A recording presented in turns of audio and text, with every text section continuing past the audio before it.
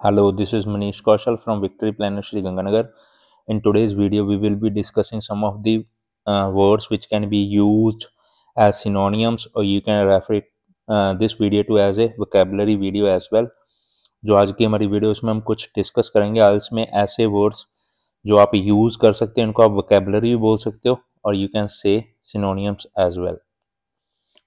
ठीक है, तो इस वीडियो में हम सिनोनियम्स डिस्कस करेंगे। काफ़ी स्टूडेंट्स की ये डिमांड रहती है कि सर सिनोनियम्स की वीडियो, तो देखो सिनोनियम्स की वीडियो में क्या है, देखिए मैं जैसे ये वीडियो बना रहा हूँ तो ठीक है, ये मैं पोस्ट करता रहता हूँ इंस्टाग्राम पे, ये आप वहाँ से इजीली देख सकते हो। तो वीडियोस में उन टॉपिक्स की बनाना ज़्यादा पसंद करता हूँ जो डिफ़िकल्ट रहते हैं, जब मेरे को लगता है इनमें बच्चों को कुछ एक्सप्लेन करने वाला है। एनीवे, अपने ये देखते हैं। पहला वर्ड है एडवर्टाइज। तो एडवर्टाइज की जगह आप क्या लिख सकते हो, ब्रॉडकास्ट, पब्लिसाइज। देन है चॉइस। चॉइस को आप क्या लिख सकते हो, ऑप्शन, प्रेफरेंस। अनएथिकल, अनएथिकल को आप क्या लिख सकते हो, इमोरल, रॉन्ग। फोर्थ है इफेक्ट। इफेक्ट को आप और क्या लिख सकते हो, result, outcome, consequence. Community, community की जगह आप लिख सकते हो ग्रुप, बंच, सर्कल। देन है अल्टरनेटिव। अल्टरनेटिव की जगह आप लिख सकते हो रिप्लेसमेंट, सब्सटीट्यूट। क्रूअल, क्रूअल की जगह ब्रूटल लिख सकते हो, एविल लिख सकते हो, फिरोशियस लिख सकते हो। लर्न को आप grasp, study, pursue. Traditional, traditional की जगह आप हिस्टोरिकल लिख सकते हो, क्लासिकल लिख सकते हो, कन्वेंशनल लिख सकते हो। मीन्स जहां पर आपको इधरली साइड वाले जो ब्लैक में लिखे हैं, ब्लैक पेन से वर्ड्स लिखे हैं, ये यूज करते हो आप, इनकी जगह आप इधर वाले वर्ड्स भी यूज कर सकते हो। ये क्या इनके सिनोनियम्स हैं। लेकिन एक बात हमेशा ध्यान में रखनी है, कोई भी वर्ड है उसको आपको एज इट इज, ये नहीं है भी आपको कहीं एडवर्टीजमेंट लिख रहे थे या एडवर्टाइज लिख रहे थे वहां सीधा आपने ये लिख दिया। अब देखिए हर एक वर्ड की तीन फॉर्म्स होती है, noun form, adjective form and verb form.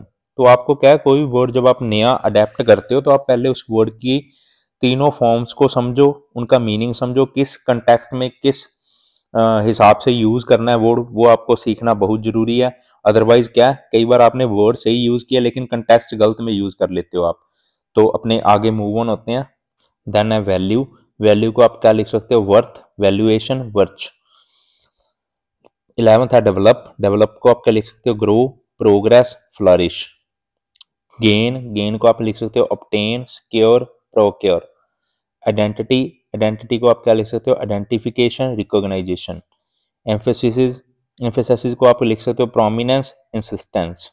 Nurturing, nurturing को आप लिख सकते हो bringing up, taking care. Then है रिड्यूस, रिड्यूस को आप लिख सकते हो लेसन, मिनिमाइज। देन है रिजर्व्ड, रिजर्व्ड को आप रेटिसेंट, रिस्ट्रेंट लिख सकते हो। अप्रोच, अप्रोच को आप क्या लिख सकते हो, रीच। देन है क्रिएटिव, क्रिएटिव की जगह आप लिख सकते हो इन्वेंटिव, इमेजिनेटिव, एक्सप्रेसिव। क्रिएटिव देखिए बहुत मीन्स कॉमन वर्ड है जो अक्सर आपको यूज करना पड़ता है। तो देखिए जितने वर्ड इस वीडियो में आपको बता रहा हूँ वो मीन्स आइल्स में बहुत कॉमनली यूज होते हैं, तो आपको हर एक वर्ड के 2 से 3 सिनोनियम पता होने जरूरी हैं। उसका आप यूज आइल्स स्पीकिंग में भी कर सकते हो, आइल्स राइटिंग में भी कर सकते हो, एज वेल एज लिसनिंग और रीडिंग में मैं बोलूँगा सिनोनियम्स आपको आने चाहिए। कई बार क्या है, जो रीडिंग में पैराग्राफ में एक्चुअल में वर्ड लिखा और जो क्वेश्चन में वर्ड लिखा, तो दोनों एक दूसरे क्या सिनोनियम्स होते हैं। अगर आपको पता होगा तो आप क्या रिलेट कर पाओगे। तो ये मत समझिए कि ये सिर्फ राइटिंग और स्पीकिंग में यूज होते हैं सिनोनियम्स, सिनोनियम्स लिसनिंग और रीडिंग एज वेल दोनों में यूज होते हैं। फैसिलिटी, फैसिलिटी को आप क्या लिख सकते हो, amenity, service. Then a crime, crime को आप क्या लिख सकते हो, ऑफेंस, अनलॉफुल एक्ट और मिसडीड। कंपनी, कंपनी को आप लिख सकते हो firm, industry, organization. Then a unique, unique को आप लिख सकते हो special, distinctive, eccentric. Then a productive, productive को फ्रूटफुल, फर्टाइल, हाई यील्डिंग।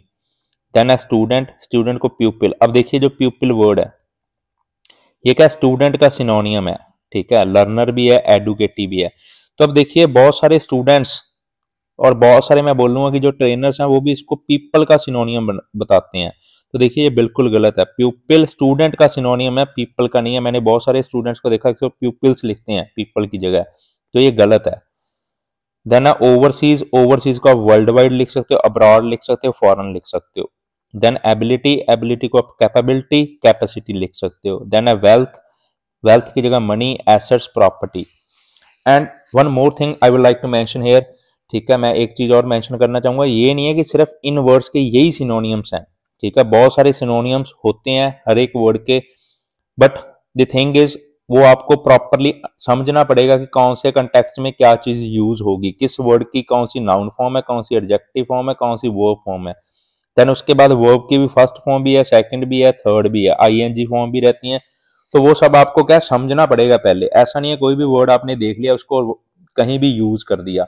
ऐसा करने से क्या है, मीन्स काफी कई बार आपने देखा होगा या आपने अपने दोस्तों से सुना होगा कि वो बोलते हैं कि मैंने काफी अच्छा लिखा था राइटिंग में, काफी अच्छी स्पीकिंग मेरी गई थी, मैंने काफी अच्छी वोकैब यूज की थी, still I am not able to score well in my exam, फिर भी मैं अपने एग्जाम में ज्यादा स्कोर नहीं कर पाया। तो उसका सिंपल सा रीजन क्या रहता है, कई बार अपने वर्ड्स अच्छे यूज करते हैं, मीन्स अपनी अच्छी वोकैब यूज करते हैं, लेकिन गलत कॉन्टेक्स्ट में यूज कर लेते हैं।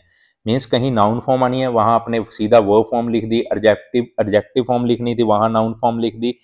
तो ये क्या, ये गलतियां हो जाती हैं, ये कॉमन मिस्टेक्स हैं। इसलिए कोई भी वर्ड जब आप नया सीखते हो तो उसको कंप्लीटली सीखो, उसकी कितनी फॉर्म्स हैं, किस कंटेक्स्ट में कैसे वो यूज होता है। तो क्या कई वर्ड्स का कंटेक्स्ट के अकॉर्डिंग भी मीनिंग चेंज हो जाता है, तो ये आपको ध्यान में रखना है। ऐसा नहीं है कि आपने कोई भी वर्ड पढ़ा उसको एज इट इज यूज कर दिया। तो आज की वीडियो में हमने 28 जो वर्ड्स हैं उनके सिनोनियम्स डिस्कस किए हैं। अगेन मैं बता दूं ये ऐसे वर्ड्स हैं जो कॉमनली आइल्स में यूज होते हैं। तो मैं ये बोलूंगा कि आपको ज्यादा नहीं, 2 से 3 एटलीस्ट, कम से कम 2 से 3 सिनोनियम हर एक वर्ड के आने चाहिए। ये अब सिनोनियम्स कैसे याद होते हैं, वोकैब कैसे अच्छी होती है, ये प्रैक्टिस से होती है ना, ऐसे रट्टा मारने का फायदा नहीं। प्रैक्टिस करो, कोई भी आप डेली बेसिस पे 1 या 2 नए वर्ड सीखो, उनको फिर आप डेली लाइफ में यूज करो। ऐसे ऐसे करके क्या over a period of time आपकी वोकैब काफी अच्छी हो जाएगी। आज की वीडियो में इतना ही। कोई भी डाउट आपको कुछ भी क्वेरी आइल्स के रिगार्डिंग तो आप कमेंट सेक्शन में बता सकते हो, इंस्टाग्राम पे मैसेज कर सकते हो, व्हाट्सएप पे मैसेज कर सकते हो। Thank you.